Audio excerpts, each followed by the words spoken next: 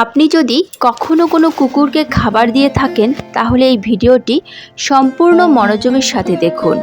সমস্ত ধর্মে সমস্ত শাস্ত্রে কুকুরকে খাবার দেওয়ার কথা বলা হয়। বিশেষ করে এই বিষয়টি আপনারা হয়তো অনেকবার শুনেছেন যে শনিবার, অমাবস্যা ও বিশেষ বিশেষ দিনে কুকুরকে খাবার দেওয়ার কথা বলা হয়। কেন জানেন? এর পেছনে কোন রহস্য লুকিয়ে আছে? কুকুরকে খাবার খাওয়ালে আসলে কি হয়? এই সমস্ত প্রশ্নের উত্তর আজকের এই ভিডিওর মাধ্যমে জানাবো। ভগবান শ্রীকৃষ্ণ দ্রৌপদীকে এই ব্যাপারে বিস্তারিত বলেছেন। আশা করি আজকের ভিডিও থেকে অনেক নতুন কিছু জানতে পারবেন। তাই ভিডিওটি সম্পূর্ণ মনোযোগের সাথে দেখুন। দেখার পর এই সংক্রান্ত কোনোরূপ প্রশ্ন বা মতামত থাকলে তা অবশ্যই কমেন্টে শেয়ার করুন। নমস্কার বন্ধুরা, কৃষ্ণকথা চ্যানেলে আপনাদের সবাইকে স্বাগত। একবার ভগবান শ্রীকৃষ্ণ সোনার সিংহাসনে বসে বিশ্রাম নিচ্ছিলেন। ঠিক সেই সময় সেই মুহূর্তে দ্রৌপদী তার বিশ্রাম কক্ষে এসে বললেন, হে প্রভু, আপনি তো পৃথিবীর সমস্ত কিছুই জানেন। আপনি মানুষের দুঃখ দূরকারী, এ জগতের কল্যাণকারী প্রভু। আমি আপনাকে একটি প্রশ্ন জিজ্ঞাসা করতে চাই। তখন ভগবান শ্রীকৃষ্ণ বললেন, হে দেবী দ্রৌপদী, আপনার মনে যে প্রশ্নই থাকুক না কেন বিনা দ্বিধায় আপনি আমাকে জিজ্ঞাসা করতে পারেন। আমি অবশ্যই আপনার প্রশ্নের উত্তর দেব। তখন দ্রৌপদী বললেন, হে ভগবান, আমি জানতে চাই কুকুরকে খাওয়ালে মানুষের আসলে কি হয়? কুকুরকে খাওয়ালে কি কোনো উপকার পাওয়া যায়? তখন ভগবান শ্রীকৃষ্ণ বললেন, হে দেবী দ্রৌপদী, আপনি তো কুকুরের সম্পর্কে ভালো করেই জানেন, কারণ আপনি তো কুকুরকে অভিশাপ দিয়েছিলেন। দ্রৌপদী তখন বললেন, হ্যাঁ প্রভু, আমি কুকুরকে অভিশাপ দিয়েছিলাম, কিন্তু আপনি আমাকে দয়া করে বলুন যে কুকুরকে খাওয়ালে কি হয়?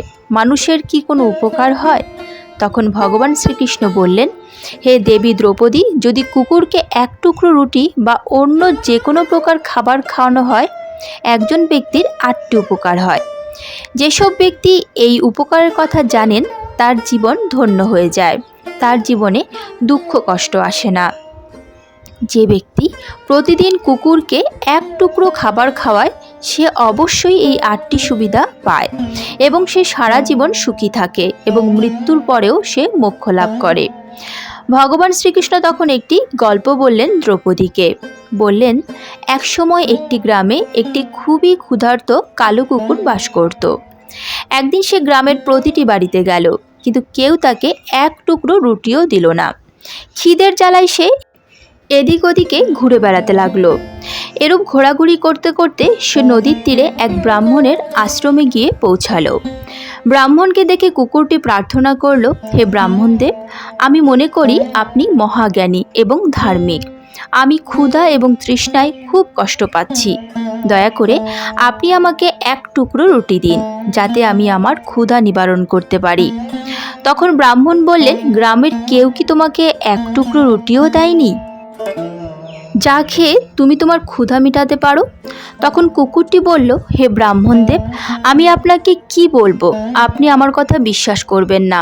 তখন ব্রাহ্মণ বললেন, বৎস, দয়া করে তুমি আমাকে তোমার কথা বিনা দ্বিধায় বলো। তুমি যা বলবে আমি অবশ্যই বিশ্বাস করব। তোমাকে খুব অসহায় দেখাচ্ছে।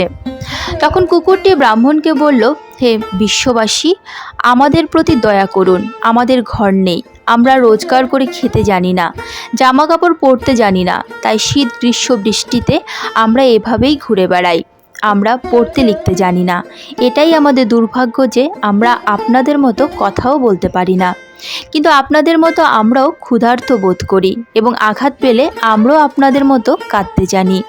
এই দুই বিষয়ে আমরা আপনাদের সমান, তাই আমাদের দয়া করুন এবং আমাদের কোনো কষ্ট দেবেন না। ঈশ্বর আমাদের কষ্ট দিয়ে পাঠিয়েছেন, তার উপর আপনারাও আমাদের কষ্ট দেন।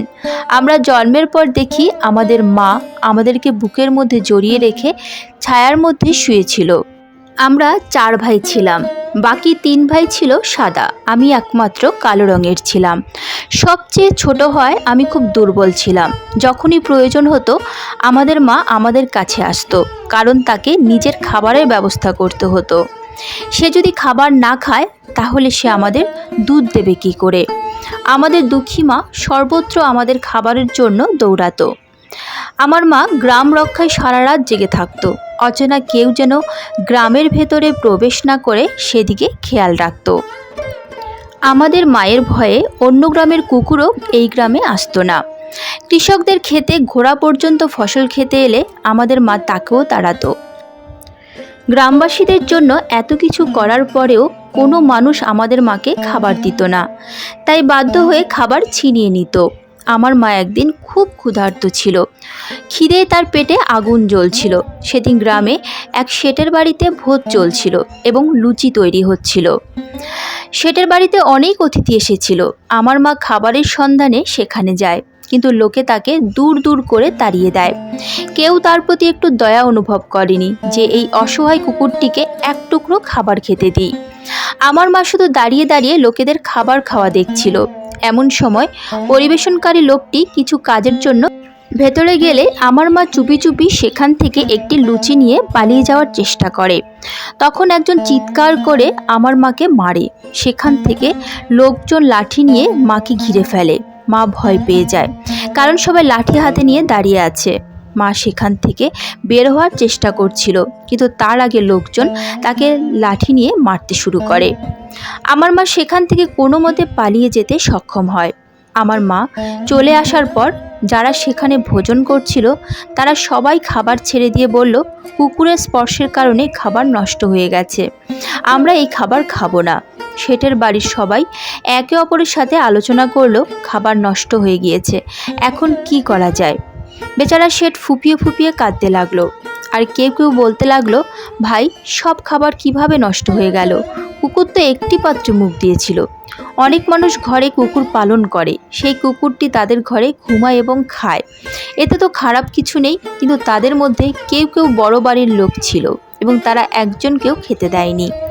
তারা বলে, এই খাবার নষ্ট হয়ে গেছে, এই খাবার আমাদের খাওয়ার উপযোগী নয়। শেষ পর্যন্ত তাদের মতামত শোনা হয় এবং সেই খাবার দরিদ্রদের মধ্যে বিতরণ করা হয়। সেই দিন আমার মা খুশিতে দরিদ্রদের থেকে পেট ভরে খাবার পেয়েছিল, কিন্তু সে অনুভব করেনি যে এই সুখ তার জন্য বড় কষ্ট হয়ে দাঁড়াবে।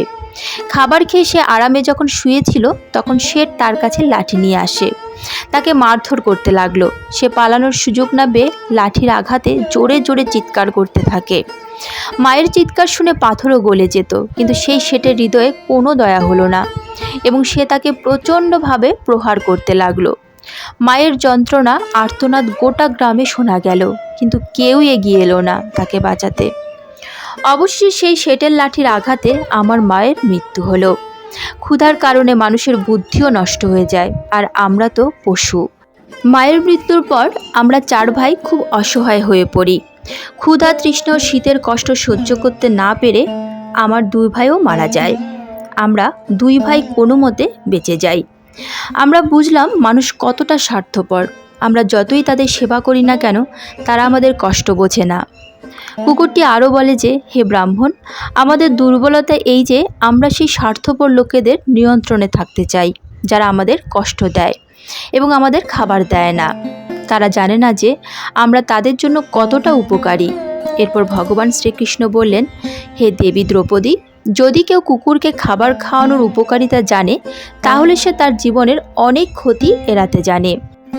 শাস্ত্রমতে প্রথম রুটি গরুকে দেওয়া হয়, শেষ রুটি কুকুরকে দেওয়া হয়। এটি এক ধরনের সংবেদনশীলতা এবং সহযোগিতার প্রতীক। এটি সত্য যে মানুষ প্রায় ঈশ্বরের বিধান ভুলতে চলেছে, তাই অস্বাস্থ্যকর কর্ম তাদের জীবনে নেতিবাচক প্রভাব ফেলে। প্রকৃতপক্ষে আমরা যখন আমাদের জীবনে ন্যায়পরায়ণতা ও পবিত্রতাকে জায়গা দিই না, তখন আমাদের নেতিবাচক প্রভাবের সম্মুখীন হতে হয়। এই প্রথা ভারসাম্যপূর্ণ এবং সঠিক জীবনযাপনের জন্য এটি গ্রহণ করা আমাদের স্বাস্থ্য, সমৃদ্ধি এবং শান্তির দিকে নিয়ে যায়। কুকুরকে খাবার খাওয়ালে মানুষের জীবনে শুভ ফল পাওয়া যায়। এতে আমাদের জীবন সুখী এবং সমৃদ্ধ হয়।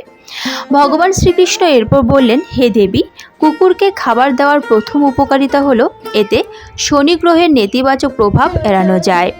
শনির মহাদশার সময় মানুষকে প্রায় বিভিন্ন সমস্যার সম্মুখীন হতে হয়, যা অর্থনৈতিক সংকট ও অন্যান্য সমস্যার সৃষ্টি করতে পারে। কুকুরকে খাবার খাওয়ালে শনির প্রভাব কমে এবং এর নেতিবাচক প্রভাব থেকে ব্যক্তিকে স্বস্তি দেয়। দ্বিতীয় সুবিধা হলো, কুকুরকে রুটি খাওয়ালে আপনার ঘরে নেতিবাচক শক্তির প্রভাব কমবে এবং আপনার ভাগ্য আপনার পক্ষে হয়ে যায়। এটি আপনার জীবনে ইতিবাচকতা, সুখ এবং শান্তি বাড়ায়। তৃতীয় উপকারটি হলো কুকুরকে রুটি খাওয়ালে আপনি জীবনে দেবী লক্ষ্মীর আশীর্বাদ পাবেন এবং আপনার জীবনে সমৃদ্ধি এবং সম্পদ বৃদ্ধি পাবে এবং আপনার জীবনে আর্থিক দিক শক্তিশালী হবে। চতুর্থ সুবিধা হলো কুকুরকে খাবার খাওয়ানোর ফলে আপনার ঋণ বাড়ে না। যারা ইতিমধ্যে ঋণগ্রস্ত তারাও এর থেকে মুক্তি পান। এটি আপনার আর্থিক অবস্থার উন্নতি করে এবং আপনাকে ঋণ মুক্তির সুবিধা প্রদান করে। পঞ্চম সুবিধা হলো সকাল সন্ধে কুকুরকে খাওয়ালে আপনার ব্যবসার উন্নতি হয়। এটি আপনার ব্যবসার লাভ বাড়ায় এবং আপনার পরিবারকে সমৃদ্ধির দিকে নিয়ে যায়। 6 নম্বর সুবিধা হলো কুকুরকে রুটি দিলে আপনার আয়ু বৃদ্ধি পাবে এবং আটকে থাকা টাকা ফেরত পাওয়া যায়। এতে আপনার স্বাস্থ্য এবং আর্থিক অবস্থা উন্নতি করে এবং আপনাকে বৃদ্ধ অবস্থায় সুখ অনুভব করার সুযোগ করে দেয়। সপ্তম উপকার হলো কুকুরকে খাবার দিলে সবসময় আপনার স্বাস্থ্য ভালো থাকবে এবং এটি আপনাকে মানসিকভাবে শক্তিশালী রাখে, মন প্রাণবন্ত রাখে এবং আপনার মনে ভালো চিন্তা আসে। এটি আপনার জীবনকে সুস্থ, সুখী এবং সমৃদ্ধ করে তোলে। আর অষ্টম উপকারিতা হলো কুকুরকে রুটি খাওয়ালে ঈশ্বর সন্তুষ্ট হন, কারণ ঈশ্বর সমস্ত জীবের জন্য চিন্তিত, সমস্ত জীবের মধ্যে বিরাজিত। তাই ঈশ্বর সর্বদা সেই ব্যক্তির প্রতি সন্তুষ্ট হন যিনি সমস্ত জীবের প্রতি দয়া করেন এবং সেই পরিবারের উপর সর্বদা ঈশ্বরের কৃপা থাকে। কিছু লোক বিশ্বাস করে যে কুকুরের কান্না কারোর মৃত্যু বা কষ্টের মতো অশুভ ঘটনা ঘটায়। এটি একটি পৌরাণিক বিশ্বাস এবং এটি অনেক সম্প্রদায়ের লোকের উপর প্রচলিত। এই বিশ্বাস মানুষের মানসিক স্তরের উপর ভিত্তি করে রচিত, তাই কুকুরকে কখনোই কাঁদানো উচিত নয়। এভাবেই ভগবান শ্রীকৃষ্ণ একটি গল্পের মাধ্যমে দেবী দ্রৌপদীকে কুকুরকে খাওয়ানোর উপকারিতা জানালেন।